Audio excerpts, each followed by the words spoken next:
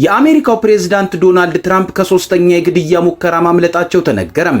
በቴዎድሮስ ካሳሁን ቴዲ አፍሮ ላይ የተጀመረ የወንጀል ምርመራ የለም ሲል የፌዴራል ፖሊስ ተናገረም። የአሜሪካና ኢራን ሁለተኛ ዙር ድርድር መክሸፉን ተከትሎ ቀጣይ የጦርነቱና የድርድሩ ሁኔታ ወዴት ያመራል የሚለው ያልተመለሰ ጥያቄ ሆኖ ቀጥሏል። ጤና ይስጥልን፣ ኢትዮ ፍሮንቶች ነን። አብራችሁን ስትቆዩ እነዚህን ጉዳዮች በስፋትና በጥልቀት በመረጃና ትንታኔ ትሰማላችሁ። እስከዛው ቻናላችንን ሰብስክራይብ፣ ላይክ እና ሼር እያደረጋችሁ አብራችሁን ቆዩ።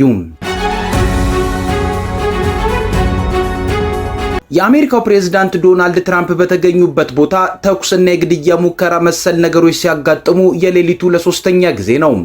ሌሊቱን በአሜሪካኖች ልማድ ዓመታዊው የዋይት ሃውስ ኮረስፖንዳንት ወይንም የቤተ መንግስቱ ዘጋቢዎች የራት ፕሮግራም ነበር። ከፈረንጆቹ 1921 ጀምሮም ይህ ልማድ በአሜሪካኖች ዘንድ ነበር። የዛሬው የዋይት ሃውስ ዘጋቢዎች ራት መርሃ ግብርም በዋሽንግተን ሂልተን ሆቴል መካሄድም ተጀምሯል። በዚህ የራት ፕሮግራም ላይ በርካታ የዋይት ሃውስ ጉዳይን የሚዘግቡ የተለያዩ ሚዲያ ጋዜጠኞችና ኤዲተሮች እየተሳተፉም ነበር።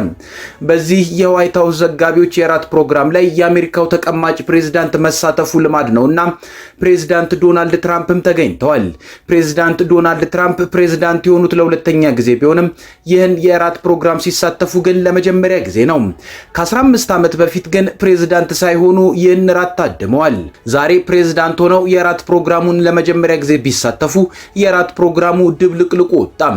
በራት ፕሮግራሙ ላይ ፕሬዝዳንት ዶናልድ ትራምፕ ንግግርን ያደርጋሉ ተብሎ የሚጠበቅ ነበር። ነገር ግን ከሆቴሉ አቅራቢያ ከፍተኛ የተኩስ ድምጽ ሲሰማ የተጀመረው የራት ፕሮግራም እንደታሰበው ሳይሆን ቀረም።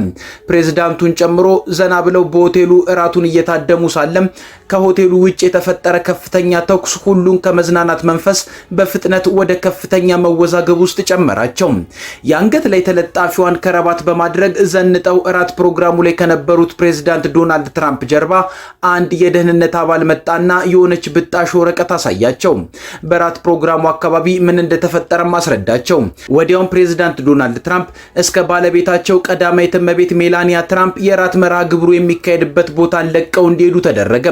ፕሬዝዳንቱና ቀዳማዊት እመቤት ብቻም ሳይሆኑ በመርሃ ግብሩ ላይ የነበሩት የአሜሪካ ጦር ሚኒስትር ፒት ሴክሴት እና የጤና ሚኒስትሩ ሮበርት ኬኔዲም በጸጥታ ኃይሎች ታጅበው ከራት መርሃ ግብሩ ወጥቷል። ሌሎች ታዳሚዎች ግን በዚያው በአዳራሹ ነው እንዲቆዩ የተደረገው። የራት ፕሮግራሙ ላይ የተገኙ ጋዜጠኞች ናቸውና ከነሱ መካከል የተፈጠረውን ለወከሏቸው መገናኛ ብዙሃን ለማድረስ ሲጣደፉ የነበሩም ታይተዋል። አንዳንዶቹ ደግሞ በሁኔታው በመደናገጥ ለመትረፍ ከታደሙበት ጠረጴዛ ስር ሲሸሸጉም ተስተውሏል። ይህን ሁሉ ነገር የፈጠረውም ኮል ቶማስ አለን የተባለ የ31 ዓመት ግለሰብ ነው።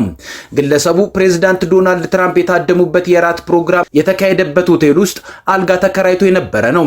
የራት መርሃ ግብሩ ከሚካሄድበት አዳራሽ ውጭ ጥቃቱን የከፈተውም ሽጉጥና በርካታ ቢላን ታጥቆ ነው። ይህ ኮል ቶማስ አለን የተባለ ግለሰብ በከፈተው ተኩስም አንድ የጸጥታና ደህንነት አባልን የመታ ሲሆን የደህንነት አባሉ በለበሰው ጥይት መከላከያ ልብስ ምክንያት ህይወቱ ሊተርፍ መቻሉም ነው የተነገረው። ወዲያው ግን በቁጥጥር ስር መዋሉም የታወቀ ሲሆን የጸጥታ አባል ላይ በመተኮስ ጨምሮ በሁለቱ ጉዳዮች ክስ እንደሚመሰረትበትም ተነግሯል። ሌሎች ክሶችም እንደሚከተሉም ነው የተሰማው። ጥቃቱን ያደረሰው ይህ ግለሰብ ከ9 ዓመት በፊት ከካልቴክ ዩኒቨርሲቲ በሜካኒካል ኢንጂነሪንግ የመጀመሪያ ዲግሪውን ያገኘ ሲሆን ባለፈው ዓመት ደግሞ በኮምፒውተር ሳይንስ የማስተርስ ዲግሪውን ያጠናቀቀ ነው።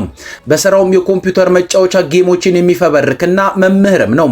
ዶናልድ ትራምፕ የራት መርሃ ግብሩን አቋርጠው ወደ ዋይት ሃውስ ከተመለሱ በኋላ በማህበራዊ ሚዲያ ገጻቸው ላይ ባሰፈሩት ጽሑፍ ጥቃት አድራሹን በጣም ታማሚ ሲሉ ገልጸውታል። ጥቃት የደረሰበትን የደህንነት አባልም አናግሬዋለሁ፣ በጥሩ ሁኔታ ላይ ነው ያለው፣ ትልቅ ስራንም ሰርቷል ብሏል። በጥሩ መንፈስ ላይ ነው ያለው፣ እንደምንወደውም ነግረነዋል፣ ኩሩ ሰው ነውም ብለውታል።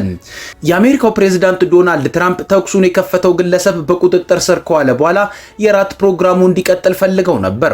ሆኖም የጸጥታ አካላት መርሃ ግብሩ እንዳይቀጥል አድርገዋል።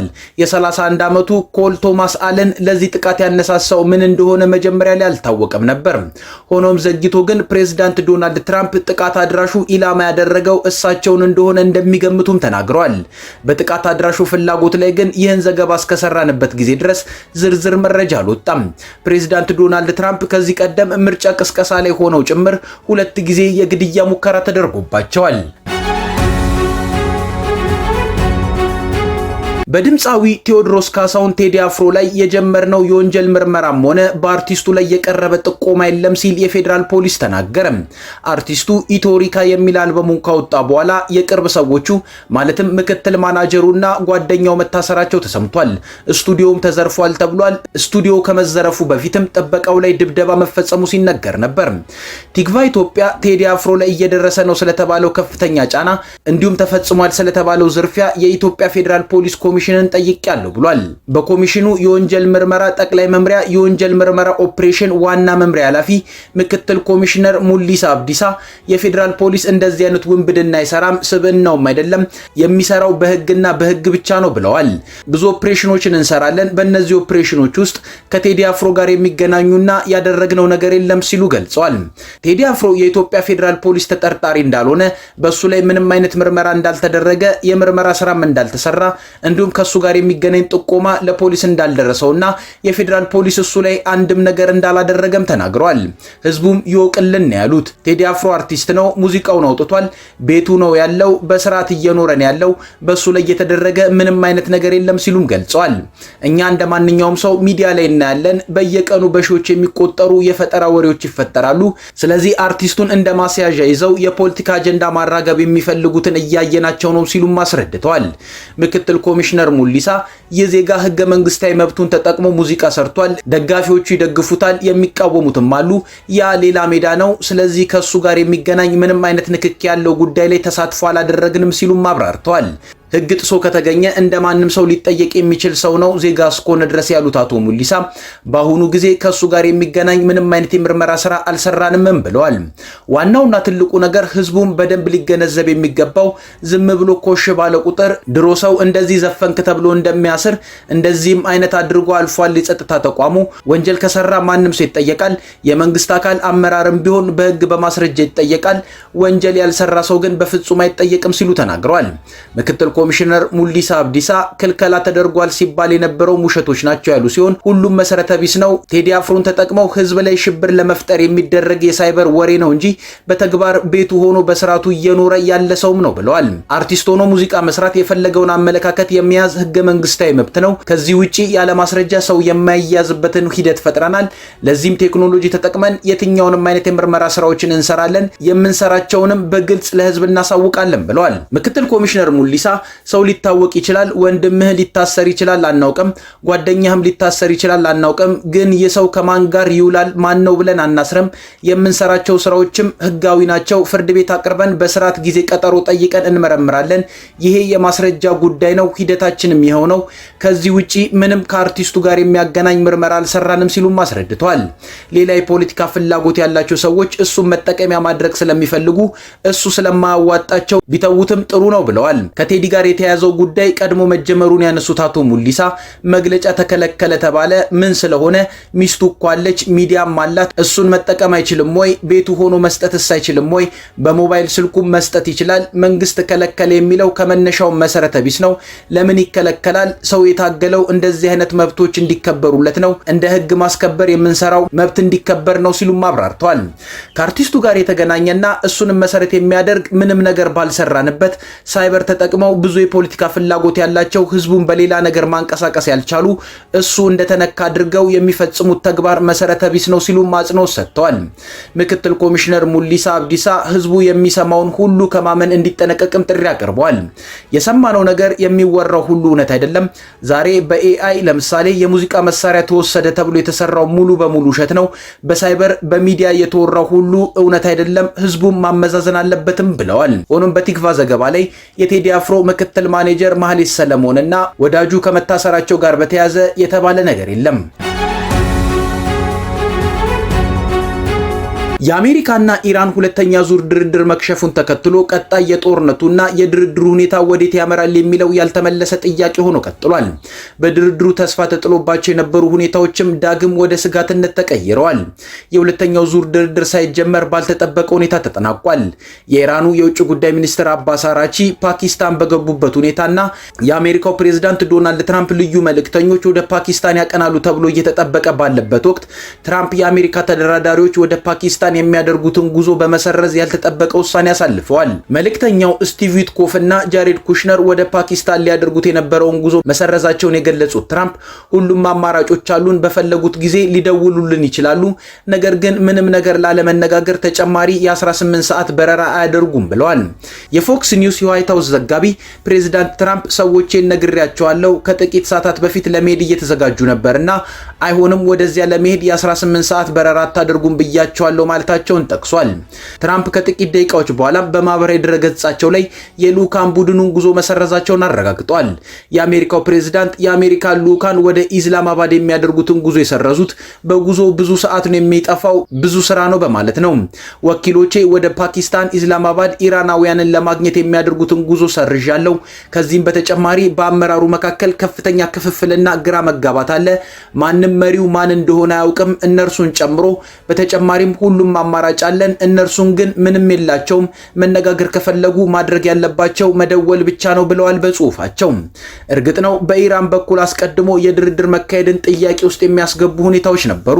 ኢራን ምንም እንኳን የውጭ ጉዳይ ሚኒስትሯ ወደ ፓኪስታን ተጉዘው ከሀገሪቱ ፕሬዝዳንት ጋር ይገናኙ እንጂ ኢራን ስትገልጽ የነበረው ምንም አይነት የፊት ለፊት ውይይት እንደማይኖር ነበር።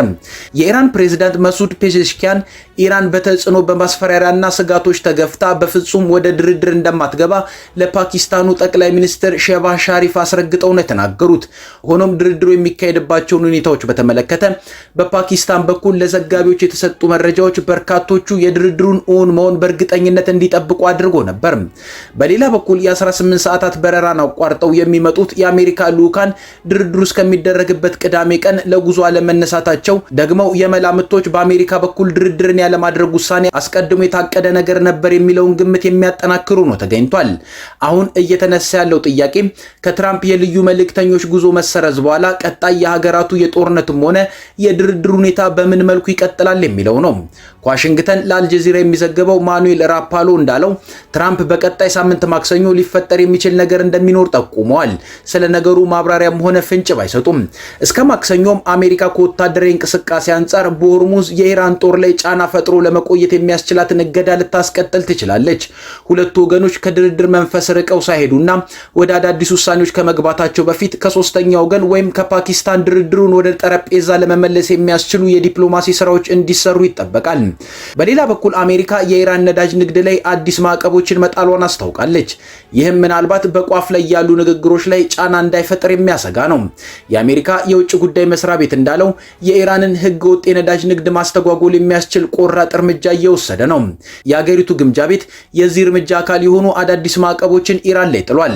ማዕቀቡ የተጣለው ዋናና ገለልተኛ የቻይና የነዳጅ ማጣሪያ ላይ እንዲሁም በሌሎች 40 ገደማ ኢላማዎች ላይ እንደሆነ ተገልጿል።